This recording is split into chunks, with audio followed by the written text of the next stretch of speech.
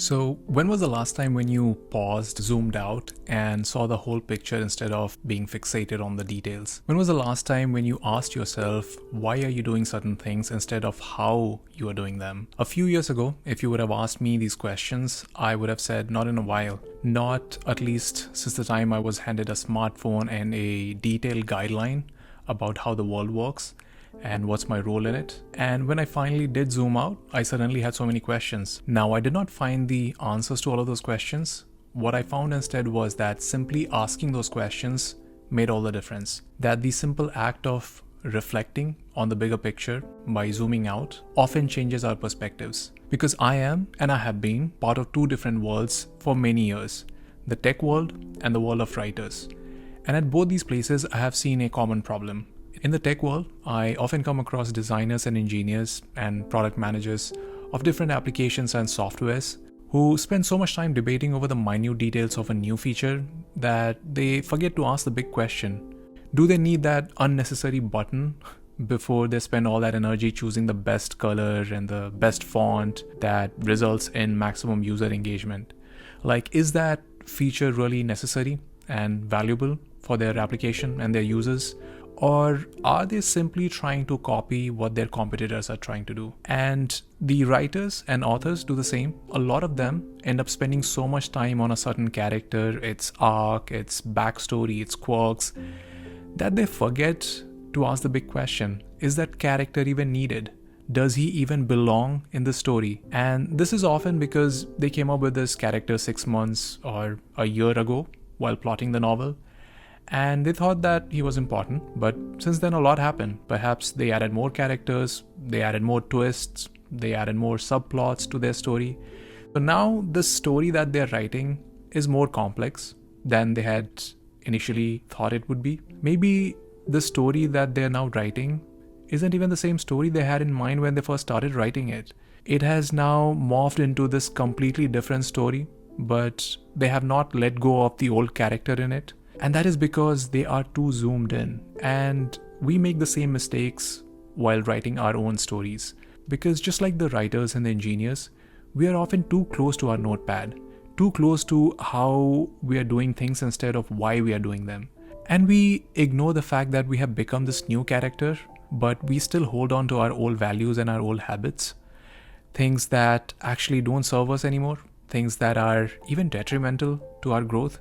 Basically, we have started to travel in a different direction, but we are still following the old map, and we have signs. We have signs everywhere that we are lost. We feel the tightness and the pain of that shoe we wore years ago, but have outgrown it since then. It still bites us, but we keep walking in them because we wore them long ago and never thought of replacing them or getting rid of them. But I think all of these things fall in place when you start aligning yourself with your own values. And one way to put things in perspective is to do this exercise of zooming out. And to do that, you need to write down the progression of your life. Write down what you were doing 10 years ago. What were your strong beliefs and values? So write down what changed in the last 10 years, and also write down what did not change. And why did it not change? Is it because you never thought about changing them, or because you simply couldn't overcome certain resistance within you? And once you have written that, also write down how things are in the present and where would you like things to be in 10 years from now. Make a detailed list of things that show you how you have grown as a person and how you would like to grow in the future. And in that process, you will find out dozens of things that you believe in, or things you have done or aspire to do. But you will also spot things that you do not really care about, the ones that are not important to you anymore. You would also find out that you're obsessing over certain ideas and things that you have borrowed from other people around you, and then never really question them. And just having this realization makes all the difference. It allows you to slowly put your intent towards shedding off things that don't serve you and then picking up things that actually do. Because this way of zooming out and seeing the bigger picture makes you see the patterns and trends instead of being caught up in the details all the time. And once you have adopted this way of thinking, the second thing to do then is to notice the gap between the macro, your core values, things that you really truly believe in, and the micro, your day-to-day actions and your behaviors. And it's this telescope, microscope way of looking at the big picture and the small picture. Because the big picture is like the bigger map, and the smaller picture is like the navigation details and signs. The bigger map gives you a sense of where you are headed, but the navigation details keep you on track. And without using either of them, the journey can be really hard. Because if you don't zoom out and look at the map, you will have this constant doubt and anxiety about whether you are headed in the right direction or not. And if you only look at the map and don't follow the navigation details, the progress towards the goal would be way too slow.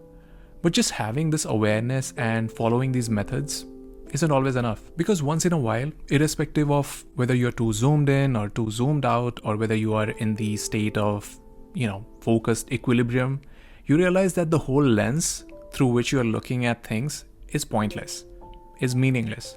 That the whole viewing apparatus in itself is just all made up. And this existential dilemma is where I personally struggle the most. It's where you know that you have certain goals which are then aligned with your values, and to achieve those goals, you are continuously recalibrating your actions with your values. But at the end of the day, what even is the point of any of this? That everything is futile in this whole human drama from the very beginning until the very end anyway. That whether you do things or you don't do them, it just simply doesn't matter. So the way the philosophy of existentialism answers this question is that you get to choose and assign meaning to your own actions and beliefs. That you have the freedom to create your own meaning and purpose. But even then, this entire approach can be often paralyzing when you're lost in that map and don't really see any point in zooming in or zooming out. It feels like you have, pressed all the buttons and still don't know how this entire thing works. And that's when you need to zoom out a little bit further, like Maslow did. So Abraham Maslow, when he created the hierarchy of needs, he put the need of self-actualization at the very top. He thought that once you have met the basic needs of food, shelter, safety, security, love, self-esteem, what you needed ultimately was self-actualization. Because when you reach that ultimate state of self-actualization, you had reached the full potential. That was the ultimate goal or the destination you were headed to. But then later in his life, he realized that it was not the whole picture. Because people who did reach their full potential in the form of self-actualization also experienced something bigger than that. They experienced this transcended euphoric state, which was often driven by the sense of being part of something bigger. It was coming from a very less egoic place. It came from this divine, almost spiritual place. And that led him to add transcendence at the top of the hierarchical pyramid, on top of the state of self-actualization.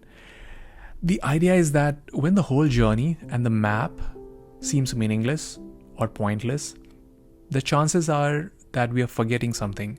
We are forgetting that by just continuing on the path, we are also making it easier for others to follow the path.